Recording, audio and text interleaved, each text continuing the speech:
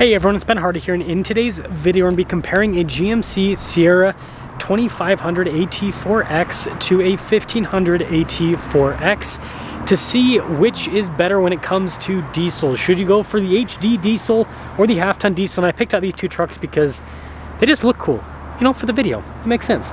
Anyways, before we get into this diesel comparison, I want to give a huge shout out and thank you to the Provo GMC for giving me some time with both of these trucks.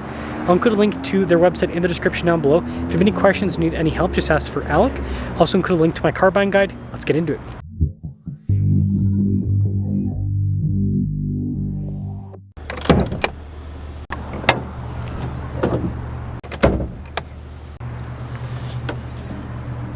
So under the hood of the half-ton is a 3-liter inline-6 turbo diesel that goes through a 10-speed. It puts out 305 horsepower and then 495 pound-feet of torque. Fuel economy with this, depending on the package you get, is going to be anywhere from like the low 20s with this AT4X AEV to upwards of like 30 miles per gallon if you get a more stripped-down truck. Now looking at the big bad boy HD, we've got a 6.6 liter turbo diesel V8 that also goes through a 10-speed automatic. Now this produces a lot more power, 470 horsepower, so almost as much horsepower as that truck has torque, and then 975 pound-feet of torque. Now this doesn't have an EPA fuel economy rating, but with these HD trucks, you're going to be anywhere from like the mid-teens to sometimes into the low 20s, again depending on configuration. Before we move forward with this review, I do want to mention if you want to see more videos just like this, then I recommend you subscribe because I post content every single day. Now another big difference whether you go half-ton or HD is going to be the front end appearance. So you can see with the half-ton, everything is kind of like miniaturized compared to the HD. So like they both have the C-shaped headlights, for example. Just look at the size difference with the hood, and then also just the size difference with the bumpers on these trucks. And that even continues with the tires set up. Look at the tires here on the half-ton versus the HD. So you're like 33s there, and then we're 35s over here with the HD truck. So quite a bit more tire with these packages. That again, same package, AT4X AEV edition with both of them. And you can see like the mirror height difference too, and then also the mirror difference, right? You got the big trailer mirrors on the HD, and also look at the ride height.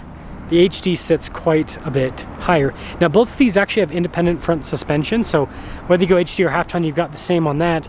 And then you can see the HD has a bedside step, the half-ton does not. They both have leaf springs and a solid rear axle.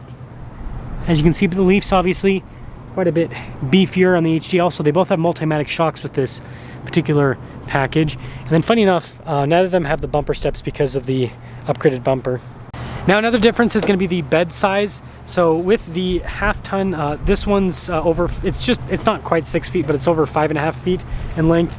And this is almost 6, actually it's more with this truck. It's like 6.5 feet in terms of the length. So 6.5 feet is a short bed for this, whereas about 5.5 feet is a short bed for the half-ton truck. So again, big difference. And you can see the wheelbase difference too.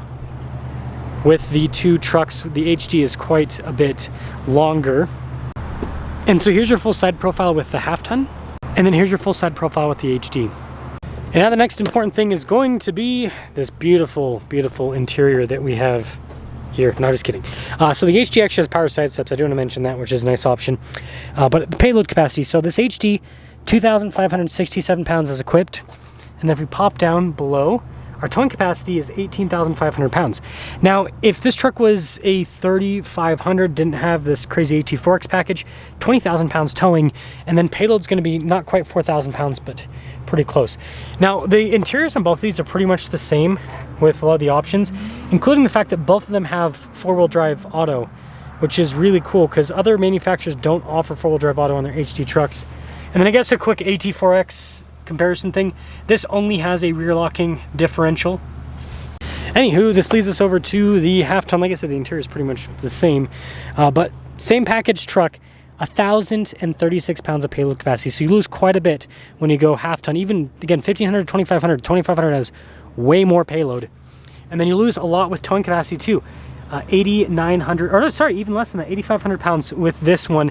If it wasn't the AT4X AEV, it'd be closer to like 9,000 pounds. You can get this truck equipped with like a max trailing, not this specific one, but the GMCs with the max trailing package, that jumps it up to like 13,000 pounds with the diesel, but still a lot less than the HD.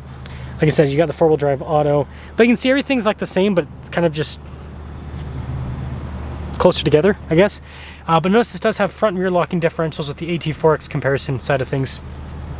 And now this gets us to the price comparison, which is pretty crazy. Again, these trucks both have the same exact package, same option, all that kind of stuff. The 1,500 stickers for about $87,000. That 2,500 stickers for about $105,000. So there is a pretty big price bump when you jump up to the HD truck. So yeah, you're gonna pay quite a bit more for the extra capability, the extra size that truck has. Let's drive them.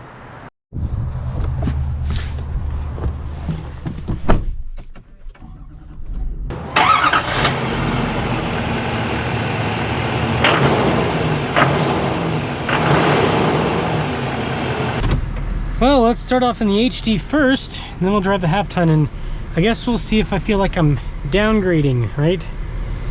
If I'm getting an inferior truck onto the half-ton. Oh, I guess I could have gone out there, but you know, we'll just go up here.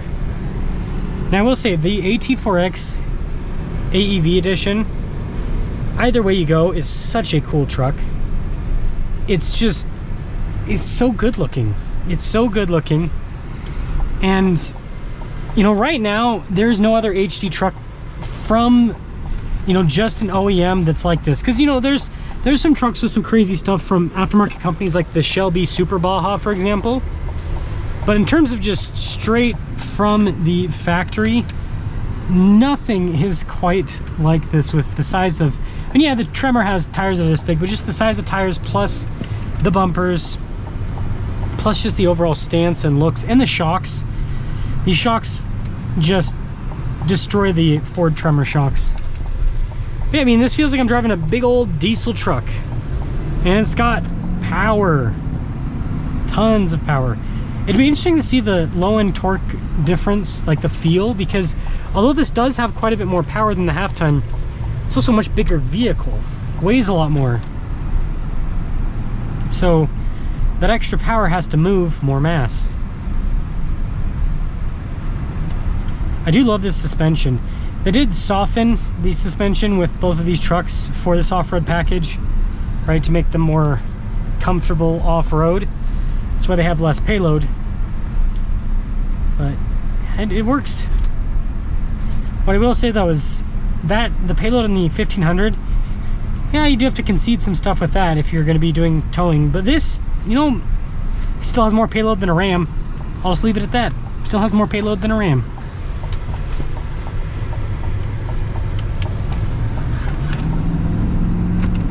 Jiminy Cricket, that's fast. That's very fast. Can't even talk.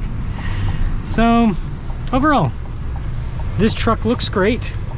It drives well, and it's got big diesel power. So let's go see if I pop into the half-ton and I just feel disappointed with life. I feel like I'm missing out if I am no longer driving a real truck.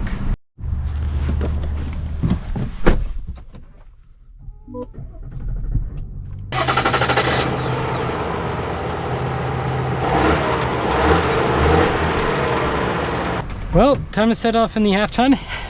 I feel a lot smaller right off the bat. Lower to the ground and everything. It's a pretty big difference. Like that HD, I feel like I'm in a monster truck. This, I feel like I'm just in a regular truck. Still a truck, but not nearly as crazy. Let me, gosh, I think this is, my head strap mount's kind of all over the place right now, so it's kind of hard to angle the camera.